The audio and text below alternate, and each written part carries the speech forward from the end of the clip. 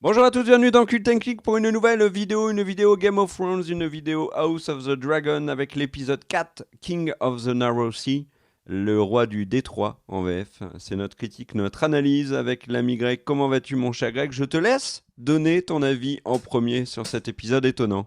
Eh bien, bonjour à tous. Écoutez, j'ai pas envie d'être le genre de personne qui cite en permanence le fait qu'il a lu le livre pour donner son avis sur la série. Surtout que les plus malins se rendront compte que je crois que Kerr veut nous dire quelque chose, cher Bah, Galériel. euh, euh, Ah, moi, je suis de ton avis. Tout doit être fait dans la subtilité quand on veut montrer qu'on a Fire and Blood. ouais, surtout que ceux qui ont l'œil d'acier, comme on dit dans le monde du YouTube, se rendront compte que le mien, je viens juste d'aller l'acheter à la petite bibliothèque du quartier.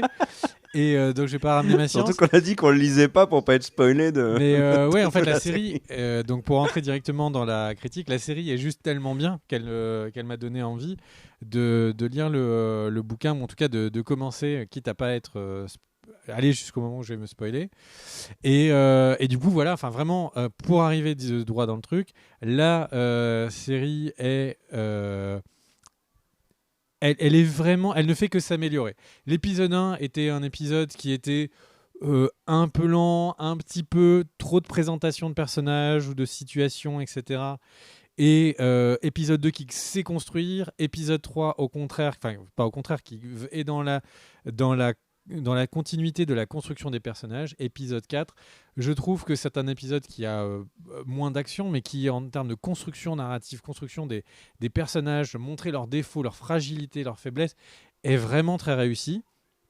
Et là, on a une palanquée de personnages qui étaient tous montrés comme forts ou importants. Et bien là, on voit, en tout cas, l'épisode nous montre leurs défauts. Rhaenyra en tête, hein, Rhaenyra qui arrivait, qui était censée être la future jeune première, enfin la jeune première, qui était une potentielle reine absolue, qui était chevaucheuse de dragon, et également juste sans des coups de sang, etc.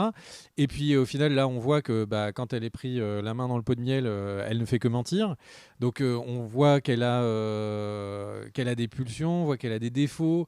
Enfin, ça rend le personnage peut-être moins touchant, mais plus intéressant. Enfin, après, c'est personnel, mais il y a le roi qui continue à être juste dans ses analyses, mais pas réussir à être un roi qui met son royaume d'accord. On se rend compte que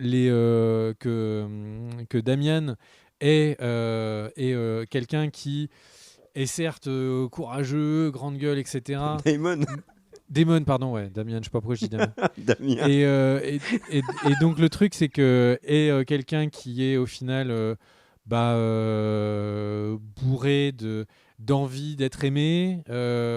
Dans son intimité, en fait, là, je pense qu'on est clairement en train de nous dire qu'il est impuissant. Et donc, il essaye de faire le malin auprès des femmes pour au final ne rien pouvoir faire. Et du coup, Damon, qui est vraiment. Qui aurait pu être un problème, qui aurait pu essayer de se présenter comme un successeur du roi problématique, une guerre civile, et qui au final a tellement envie d'être aimé qu'il pose sa couronne comme ça au pied du roi. Et puis après, le soir même ou le lendemain, il fout tout par terre en amant Rhaenyra dans les bordels. Et il y a Otto qui, lui, de son côté, la main du roi, qui est tellement en train de... Il a passé tellement d'années à confondre en fait ses intérêts personnels et les intérêts du royaume qu'il ne sait même plus faire la différence. Il sait plus faire la différence pour... Enfin, comment aller voir un père et lui dire il faut destituer ta fille, elle a pas d'âme virginale et tout. Enfin, c'est improbable. Du coup, effectivement, il se fait liquider. C'est définitivement un épisode charnière. Certes, c'est pas un épisode où il y a une grande bataille et du coup, à la fin, on sait qui gagne, qui perd. Mais là, les Hightower sont à la fois au pouvoir avec la reine, ils sont à la fois au pouvoir, enfin ils sont, mais en même temps un peu ennemis parce que ils ont envie que leur fils, enfin que le fils de la reine Aegon soit le futur roi. Il y a encore les Valérons qui sont très clairement en train de faire des pactes qui pourraient renverser l'équilibre du royaume. Donc beaucoup de choses qui comme ça posent des problématiques. La reine, alors les actrices qui jouent la reine et Rhaenyra ont dit que quand elles jouaient ensemble, elles faisaient exprès de jouer avec une certaine sensualité, un petit badinage un petit peu entre les deux. Et là, on voit l'utilité, on sent dans cet épisode que effectivement la reine a l'air en fait d'aimer Rhaenyra et de ne pas vouloir voir Rhaenyra avec personne d'autre en fait. Et ça, je pense que ça va avoir un gros impact sur la suite. Du coup, vraiment un épisode sur le développement des personnages que je trouve très réussi. J'ai vu un mème qui m'a fait rire c'était Cole, le garde de Rhaenyra, et c'était si je dois choisir entre Duty or Booty, I choose Booty. Et c'est vrai que lui, au niveau de la conviction de la garde du roi, il est niveau pas très haut. Il est amoureux, quoi. Mais voilà, plein de personnages dont on voit un épisode vraiment des défauts des personnages et qui les rendent un peu plus intéressants. Qu'est-ce que tu en as pensé, toi, K? Eh ben, j'ai trouvé que c'était un très bon épisode, différent de celui précédent, avec la bataille notamment contre le gaveur de crabe. C'est un épisode piège, je le disais en intro. Enfin, je disais qu'il était étonnant. Il est étonnant parce qu'il piège. Il piège pourquoi? Déjà par le teaser. Vous allez me dire, les teasers piègent souvent. Mais il n'y a pas que le teaser. Il y a aussi le titre, King of the Narrow Sea. Ça sous-entend, et comme en plus ils avaient dévoilé le titre avant, ce que GOT ne fait jamais, ça sous-entendait avec le teaser où on nous montrait une opposition entre Daemon et Viserys, avec le fait que Corlys l'avait sacré roi donc du Détroit. On pouvait s'imaginer qu'il y avoir cette opposition, ce début de guerre civile. Et en fait, ils se sont joués sur ce point-là complètement de nous, puisque c'est pas du tout le cas. Et la question du Détroit est expédiée en 2-3 minutes. Donc c'est déjà un aspect qui est étonnant. Et là où l'épisode se joue de nous et étonne aussi, c'est que chaque personnage fait finalement ce que l'on n'attend pas d'eux. Et il y a un élément qui, moi, sort beaucoup, à mon avis, de cet épisode, c'est que c'est un épisode où on voit le ras-le-bol des personnages et aussi leur souffrance. Tous, tu les as cités, moi je vais le faire aussi. Le roi Viserys, par exemple, qui est toujours très bon, euh, euh, apparaît dans l'épisode un peu beauf, à un moment donné, lors de la fête. Il incite toujours sa fille à prendre un mari. On a le défilé des prétendants au début. D'ailleurs, avec la scène où le gamin éventre celui qui se moque de lui, où j'ai trouvé ça intéressant. Mais c'est en contradiction avec ce qu'il avait dit dans l'épisode d'avant, où il laissait à sa fille le choix de l'être aimé. Euh, mais à côté de ça, on voit que c'est un roi qui souffre constamment. Il est constamment blessé par le trône. Il est constamment blessé par les gens qui l'entourent, en l'occurrence Otto, parce que Otto est partout. D'ailleurs, on pourrait dire que c'est un automobile. Et je suis pas très fier de cette vanne. Le C'est ta Viserys, meilleure depuis avec 10 la ans, K. pression de son entourage sur tu dois faire ci, tu dois faire ça, au final, à la fin, il craque. Et il dit, bah, il fait le seul truc qu'il doit faire, mais qu'il ne peut pas faire, c'est virer Otto Hightower, parce que Otto Hightower a trop d'importance. On le voit avec notamment un élément qui est rajouté qu'on n'avait pas vu, c'était les espions, donc les enfants, ça fait penser à God bien évidemment. Euh, donc voilà, sa femme, Alicent Hightower, eh ben, elle souffre aussi. Elle souffre énormément parce qu'elle jalouse. Alors, tu as dit une chose qui est intéressante et que je partage. Il y a une relation pour moi qui est très forte entre Alicent et Rhaenyra. Je pense qu'elles sont amoureuses l'une de l'autre. Ça, je le pense depuis le premier épisode.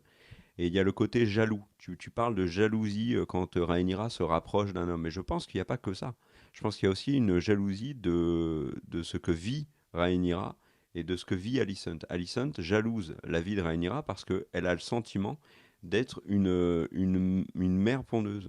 Et ça, c'est très dur. La scène où elle a un rapport sexuel avec Viserys, On voit que pour elle, tout n'est que souffrance. Et c'est pas la première fois dans la série d'ailleurs, puisqu'on l'avait vu dans le pilote, que la place de la femme dans le règne targaryen, en tout cas des reines, c'est d'être des femmes, enfin des mères pondeuses, quoi, tout simplement. Et c'est dommage. On a Daemon, tu le disais, alors il y a peut-être ces problèmes de Kiki, soit. Mais il y a un élément déjà qu'on nous avait pas annoncé, c'est qu'il n'est plus avec celle qu'il a pris en épouse, Mysaria, puisque visiblement elle est repartie gérer un bordel. C'est là qu'il se réveille, donc on C'est comprend plus que Mysaria, ça, pardon. Kerr.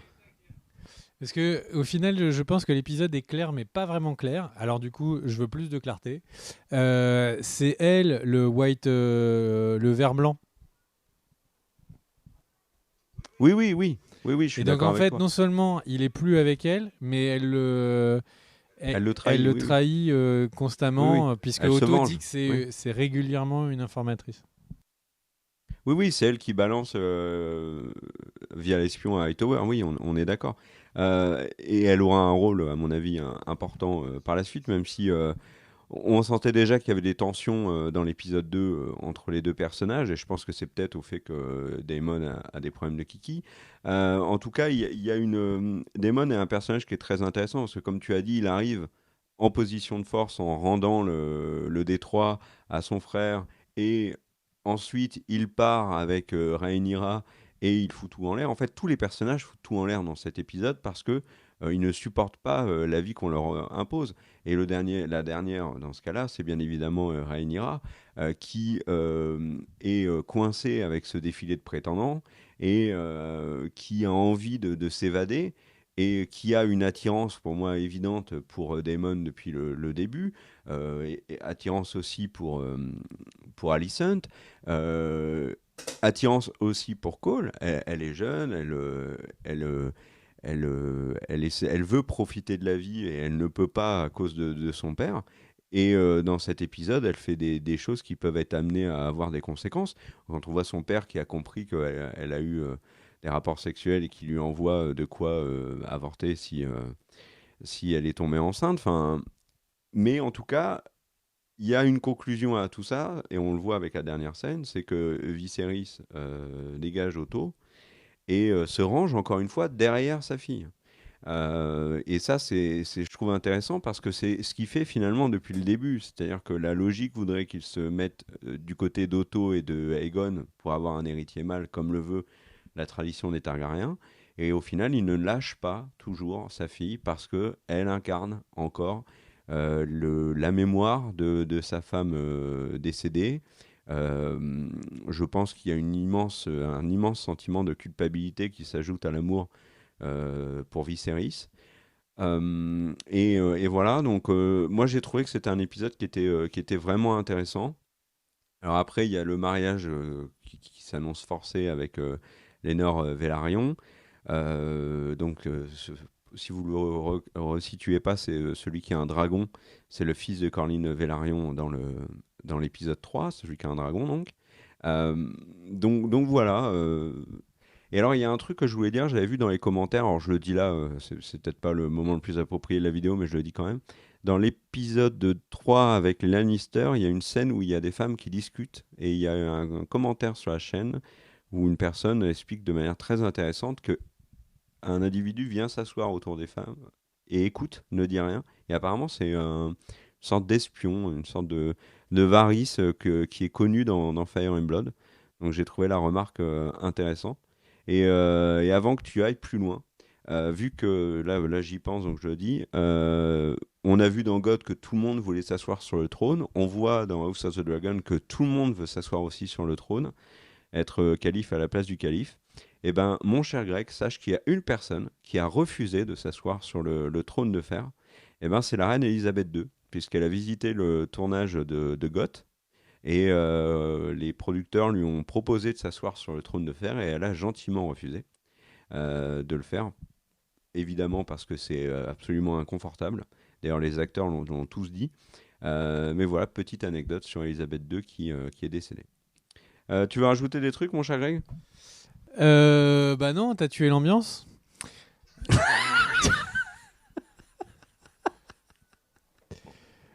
Mais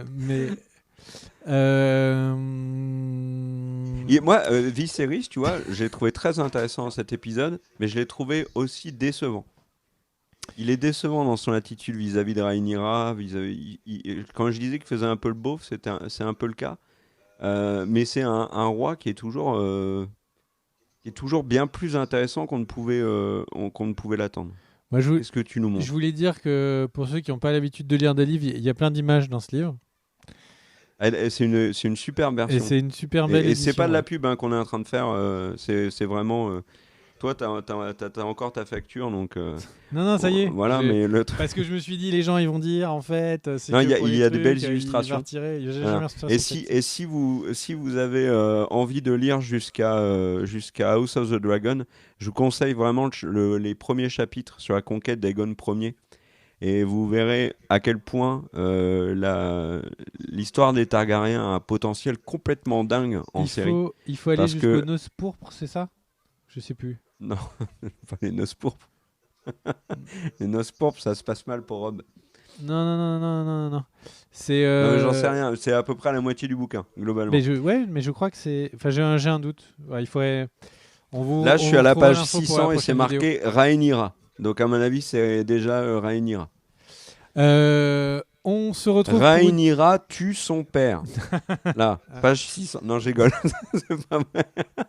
T'imagines, c'est ce qui se passe. le spoil de dingue. Bah, en même temps, Ah si, attends, page 400, c'est déjà Rhaenyra. Viserys. Attendez, là je. pendant que Ker nous dit ça, merci à tous les gens qui nous soutiennent sur Tipeee. Vous l'avez vu qu'en ce C'est moment, hyper le sérieux, setup quoi. est différent. Et c'est grâce aux tipeurs qu'on a pu acheter le matériel qui nous permet de faire les vidéos. Sinon, il y aurait eu une rentrée un peu bizarre. On n'aurait pas fait de vidéo. Donc, du coup, merci à vous qui nous soutenez sur Tipeee. Évidemment, les personnes qui mettent juste un pouce et un commentaire, ça soutient la chaîne. Et ça permet aussi sa monétisation par tout simplement une meilleure diffusion de la vidéo sur YouTube. C'est les règles que YouTube nous met. En tout cas, merci à tous. On espère que la vidéo était de presque qualité, qu'on a tenu notre engagement. On se retrouve bientôt. Et l'ami Ker eh bien, va nous enchanter avec son mot de la fin. Ker, quel est-il? Oui, bah, à la page 350, il parle de Daenerys 4. Et ben, je trouve que c'est un peu comme les Rambo ou les Saw, ils en ont trop fait des Daenerys. Voilà. À la semaine prochaine. Des bisous, ciao ciao.